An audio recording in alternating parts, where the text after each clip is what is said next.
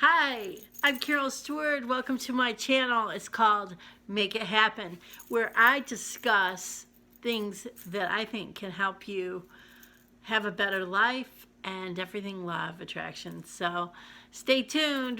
Today we're going to talk about the do's and the don'ts of law of attraction, what you can do and what you shouldn't do.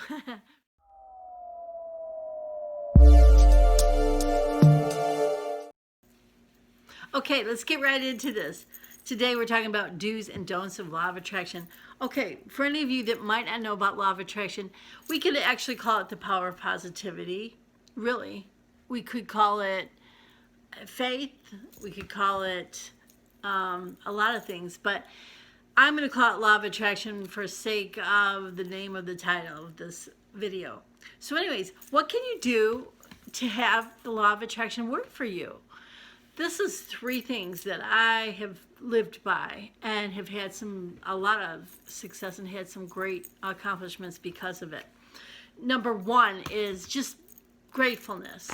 Be grateful for the small things. You know, right now I'm trying not to drink coffee for breakfast only because I put sweet and low and all the sugars and all that in it.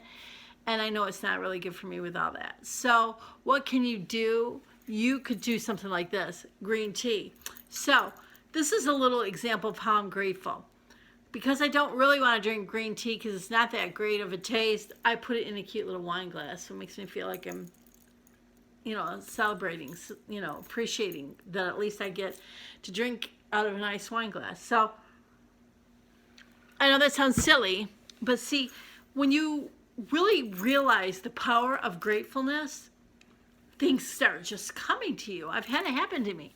So when you start being grateful for the small things you have, for example, I have a nice house, a nice dog, a nice husband, a beautiful backyard, nice cars. When you start appreciating those small things, or my health, when you start to appreciate what you do have, more comes to you. It's kind of like this. It's almost like God is saying, I'll tell you what, I'll give you this little thing, this little small thing. If you do good with it, I'll give you more. We don't know exactly what goes on in the universe. We don't know exactly what goes on with the faith thing, but it works. So start being grateful for what you have. It's the little things. Like I remember, this is a long time ago, but I remember I was in my late 20s and I was single. And I remember I had an apartment, a house. I was renting a house with my girlfriend, and it was in a great city, Birmingham, Michigan. It was fun. I loved it. And I liked my roommate a lot. But she had a boyfriend, and he was over all the time. And this is something really weird, but I remember this happened. I remember I was doing my own little exercise and saying what I'm grateful for. And I said, I'm grateful that I have a nice roommate and her boyfriend's nice. But I wish I had the house to myself. But, I kind of thought, how is that going to happen? Because we have to split the rent. But I remember thinking, and I wrote it down. I said, but it'd be even nicer if I had it alone. And guess what? Seriously, within a couple weeks, my roommate got promoted on her job and had to move. And the company paid for the rest of the lease for the rest of the year. So I had the house all to myself. Did it happen because I was grateful? I don't know, but that was one of those things that I remember that I physically wrote it down that I was grateful for. So start with the gratefulness of what you do have. And I know, I can hear it right now. I can't even hear you, but I can hear you say, but I lost my job, but my car broke down, but, right. Everything's buts. But how you turn it around is how you get it. How you get is from handling the buts. So I'm trying to be funny, but I'm just saying it. Just start being grateful. So that's number one. Number two is your focus and the little things that you do. Like, for example, a successful business might not be successful for the things that you may think. Like you may think they're successful because they're just lucky. I own a business and we do marketing for companies. And I've gotten into the top 3 largest pizza chains. I've sold to major department stores. I've had a lot of success. But I don't know, you know, so in other words, we really don't know all the details that it takes to run a successful company unless you start doing it. And analyze yourself. Buy this little Grateful book, or a little book that you can start taking notes about you, about yourself, and start writing in there things that you're proud of or things that you've accomplished. So when I was 24 years old, I was a store manager of a department store. So I ran a department store. I had actually, if everybody was there for a meeting, it would be 300 people. There was 28 departments, anywhere from 5 to 15 people. So at 24 years old, that was an accomplishment. And I sometimes to this day think I forget about it, you know. But I had the responsibility of managing all these people at a young age. And I remember one time the vice president came in because I had really good numbers. My store was doing good. And he said to me, he said, "What are you doing? You're doing something different than everybody else because your numbers are really good here. Your numbers were good when you were third in command, you know, different things. What are you doing?" And I remember I said this. I said, "I'm doing what you told me to do." And he like kind of looked at me funny. I said, "I am doing the basics." I would go there with a clipboard, check for lights, because in a department store, a lot of the light bulbs burn out and people don't even realize that. I'm doing the things that you told me to do. I'm walking the floor and doing, checking the inventory in the front of the store. Once a week, I have a meeting with each one of my department managers. I let them speak and tell me what they think I need to do to help them in their department. You know, I was listening. I was doing the things that I think are called basics. So, if you want to know why the law of attraction works better for some people, because maybe they're doing the little things you got to do. You know, a lot of times when you're a business owner, you find out things. You know, you find out why you're successful in that. And a lot of times it's the little things, getting up early, doing a little bit more than the competitor. Do you know what's going on with your business every day? Like, do you know how much volume you did the day before or the week before? Are you doing the little statistics that you need to do? Not statistics, it didn't sound right. The little tweaking. I love that word, because tweaking is important. So I would say number 2 is about your focus or what it is you're doing. And if you have problems with time management, I do sometimes, because I want to talk, and my sister, my friends, and everybody calls me in the morning and they want to talk, and I want to talk. They know I'm self-employed. I can work, or I can sleep in. I can do whatever I want. So controlling your leadership. You know, there's lots of books about focus. There's lots of books about that category. And the number 3 thing, I'm only talking about 3, but I'm going to be talking about a lot more on this channel of law of attraction tips to get you where you need to be. Because tips really help. Now, this is the 3rd thing. It's about like what you're thankful for. But what I would do if I was you is have a little book and start writing down your accomplishments. Let's say you won some contest at your business or at your place of employment. Or let's say you were in sports and you were, you know, when you were in high school, you were the lead person on that team and you were the one winning all the stuff. You won scholarships to college. All these accomplishments. We forget as we get older all these accomplishments we've had.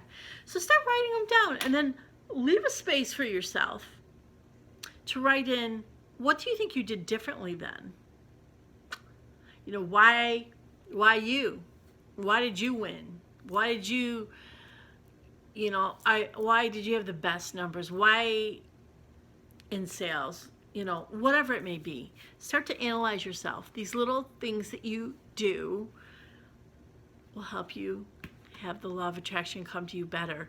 Now, a lot of times people don't understand the law of attraction. A lot of times especially religious people, might feel like it's just a hokey pokey thing. Oh, you think and you receive.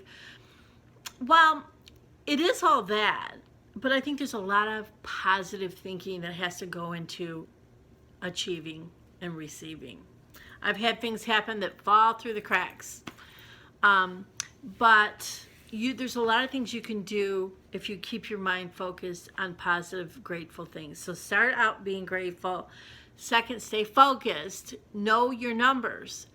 Like, I don't know what you do for a living, or or if you're in school, whatever it is, start there. And,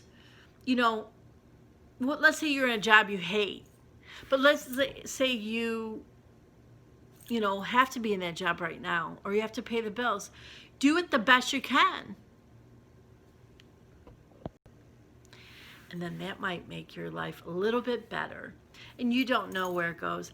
A lot of times, especially if you're younger, you might not realize that somebody you've worked with or you're working with right now, you may work with them again in life. Or maybe they will teach you something that will be something you need for the rest of your life. Or you may learn something out of that. Sometimes the lower, I don't want to say lower, that sounds negative, but the jobs that you think are meaningless, or, you're just doing your time, you're just working your job because you want the money, or whatever the reason you have your job. Learn wherever you go, and that will get you farther in life. So let's talk about the don'ts. We all are guilty of the don'ts, right? Some are better at the don'ts, and some are better at not having don'ts. I'm getting better with watching my don'ts. So number one is your words, your words, your words. Anybody that knows me knows that I'm constantly talking about words. It's a long story, but about a year and a half ago, I think it is, I was just sitting at my desk in my office, and I saw this plaque that I have, that somebody gave me, that I have on my desk. And it said something like, if you want that mountain moved, tell the person to move it. Tell God to move it, is what they were trying to say. And I remember looking at it saying, that's not what it says in the Bible. I know it doesn't say that. And hear me correctly. I'm not saying that God can't move it, and I'm not saying God doesn't move it most of the time, but I don't think that was the way Jesus said it.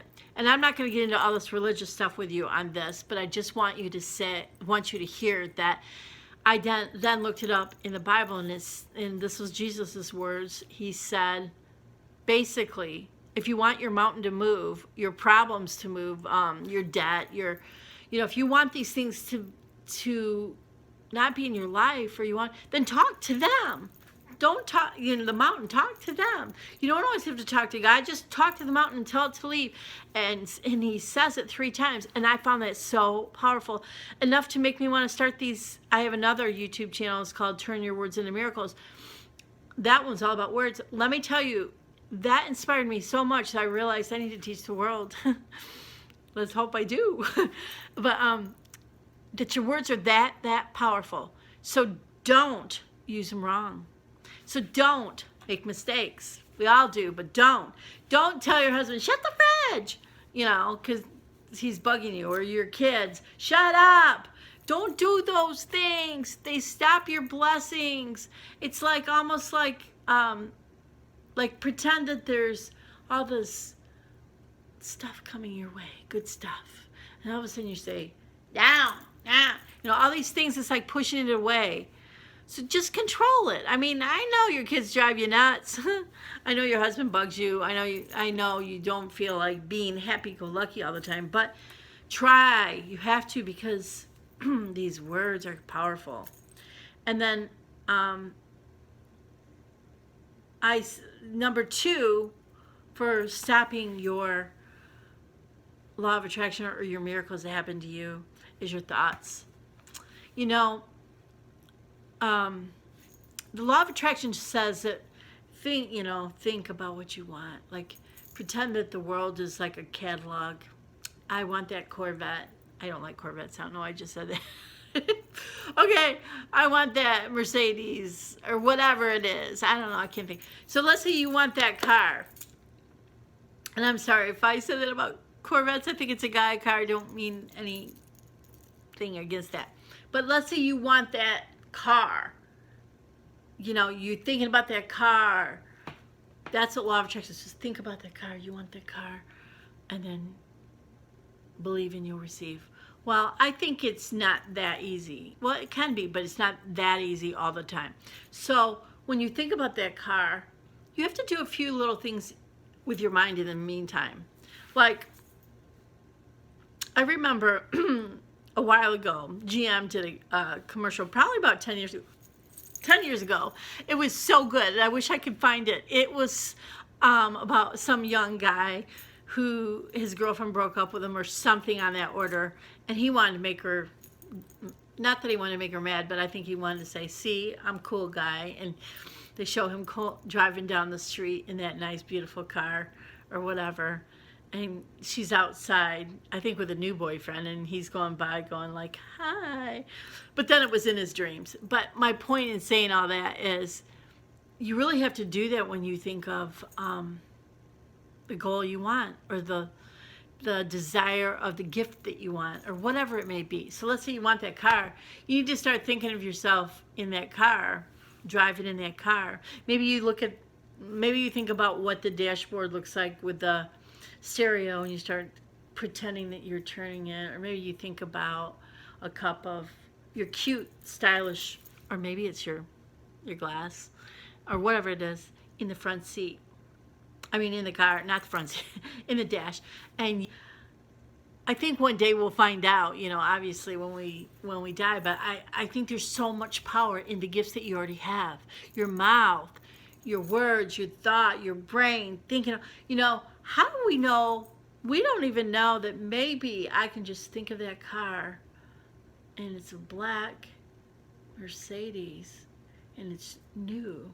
But it's not brand new. I don't need brand new, but it's new. And I'm driving down the street going to an appointment. I have my work papers in the front seat. I have my purse. You start to think about it. Sometimes you should spend some time visualizing, just thinking about visualizing, because that's powerful too. So number 1 is your words. Control your words. Number 2 is your thoughts. So control your thoughts. And I sometimes can get in that habit, like, let's take this for example. I had somebody say to me, they want 10,000 t-shirts at $10, and so it's a $100,000 order. And then in the meantime, I started thinking, I haven't heard from them for a couple days. Are they going to give the order to somebody else, or is it not going to go through? You got to stop that. I'm getting really good at it now. But there's times I do that. And sometimes I don't know if that is your bad experiences in the past, or, a lot of times people say the words, I knew it would happen, or they'll say, it's too good to be true, or I hate that saying, it's too good to be true. Nothing's too good to be true. Some things can happen that you would never expect. So you got to watch all those little things in the air around you, all these. And sometimes you got to be careful who you talk to, because you could say, oh, I really want this black Mercedes. And they might say, oh, you don't want to spend money like that. Those cars are too expensive. Or, be careful what you tell your dreams to people until you have them, because sometimes people can float, it's like putting a pin in a balloon. They can stop it that quick. So that's your thoughts. And number 3 is just what you're doing, and don't do wrong. Like, basically try not to do wrong. So in other words, some people could call this karma. Some people could call it, whatever they want to call it, but they could say it like what you do to somebody else could come back to you, or what when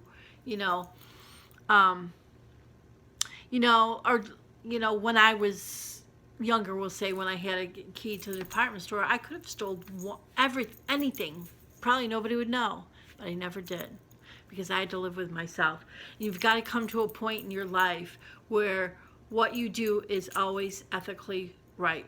Listen, I have things happen every single day. I have customers double pay. I have customers send me more than they're supposed to, and they probably would never know. A lot of times if it's a big company, I probably could get away with it. But in my eyes, I've learned that if you don't take care of it, it will come back to you and probably double.